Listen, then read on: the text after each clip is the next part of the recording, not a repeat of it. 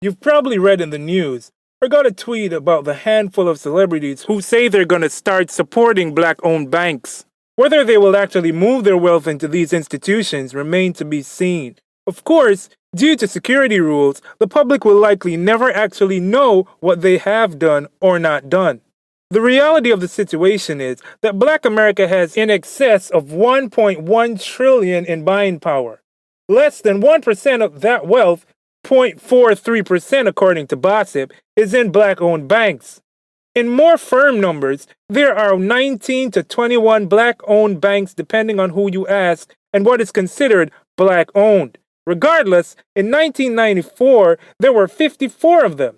That means that more than one black-owned bank folded each year, every year for the past 22 years, without another one to take its place. What's the Yard notes that if you include black-owned credit unions, the number goes up to 35. Even so, the number of black-owned banks and credit unions combined is still almost 20 institutions less than there were black-owned banks alone 22 years ago. So what sort of banks are closing? Well, just last January 23, 2015, Highland Community Bank in Chicago closed its doors after 45 years in the business.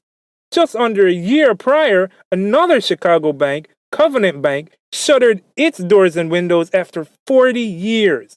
Of those black-owned banks that remain, the majority have average holdings of only 100 million. In fact, there are only 3 with assets in excess of 500 million.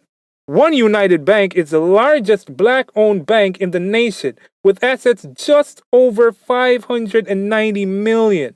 Seaway Bank and Trust in Chicago has just over 573 million, and Liberty Bank and Trust in New Orleans has just over 545 million in assets.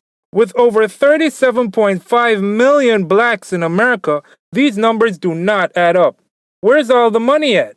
One thing is certain, if Black America doesn't support Black America, who will?